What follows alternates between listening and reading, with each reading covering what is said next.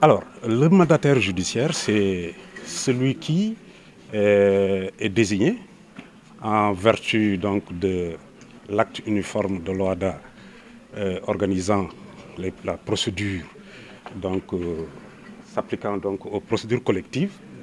Et c'est celui qui est désigné par les tribunaux donc, pour conduire une telle procédure, à côté du juge commissaire, parce que c'est les deux organes de la procédure donc, qui sont désignés dans le cadre d'une procédure collective.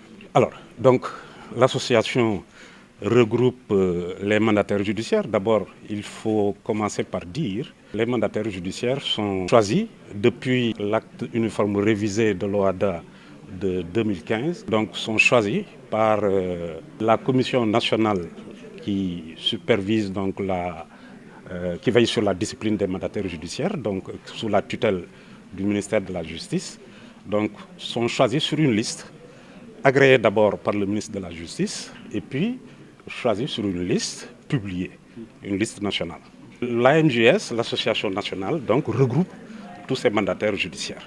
Et comme toute association, donc, elle a pour vocation de veiller à ce que les mandataires soient le mieux outillés possible pour pouvoir répondre donc, à leur mission éminemment délicate, puisque la présidente de l'OHADA ici présente, dont je salue la présence, et surtout l'accompagnement qu'elle a, puis que l'association est née, donc l'accompagnement dont nous bénéficions de sa part. Donc comme elle l'a dit tout à l'heure, la mission du mandataire donc, est éminemment importante, puisque à côté du juge commissaire, c'est le mandataire donc, qui dirige véritablement la procédure. Et sous ce rapport, il est important qu'un tel professionnel puisse être à la hauteur de sa mission. Donc le but de l'association, c'est d'abord d'armer le mieux possible les mandataires en question. De faire de sorte également que leur statut soit le plus affirmé, puisque la fonction de mandataire existe depuis longtemps, mais c'est tout récemment qu'elle a été réglementée. Et donc l'AMJS a tout un programme qu'il est en train de déployer, et ce séminaire donc, participe de ce programme-là, donc de formation, d'information et de partage avec les acteurs judiciaires. Et c'est sous ce rapport que nous nous réjouissons du séminaire qui se tient aujourd'hui. Absolument.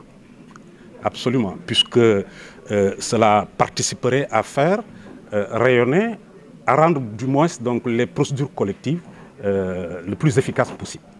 Puisque l'objectif poursuivi à travers les procédures collectives, c'est en premier lieu la sauvegarde de l'entreprise. Elle l'a dit tout à l'heure.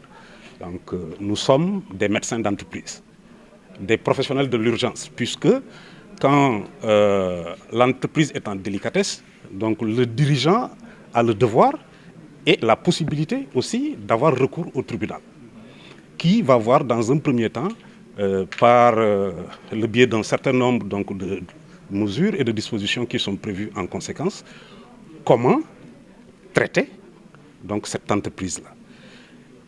Donc procédure de sauvegarde. C'est pourquoi des procédures ont été prévues dans ce sens. Donc procédure de conciliation, procédure de règlement préventif.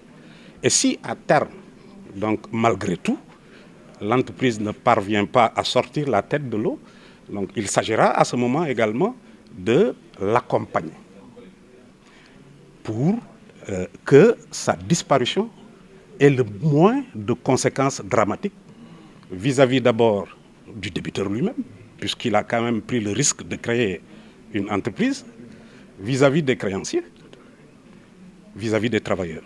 Puisque dans toute entreprise, c'est un écosystème où on retrouve donc des travailleurs, des pères de famille et des fournisseurs. Voilà.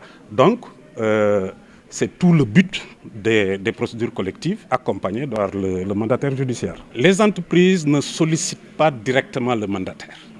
Pas directement. Même si, à terme, ça aussi, ça fait partie du programme de l'AMJS. C'est de faire de sorte que, demain, les entreprises aient ce réflexe de venir vers les mandataires pour qu'on ne soit pas des médecins après, mais des médecins avant. Donc, de façon tout à fait volontaire, donc qu'elles puissent avoir recours à ce professionnalisme-là. Puisque à terme, quand le contentieux s'installe, c'est à eux qu'on a recours. Mais ce n'est pas directement, c'est le tribunal donc, qui nomme le mandataire, qui désigne le mandataire, donc qui est un professionnel agréé, et comme je le disais tantôt, agréé par le ministère de la Justice.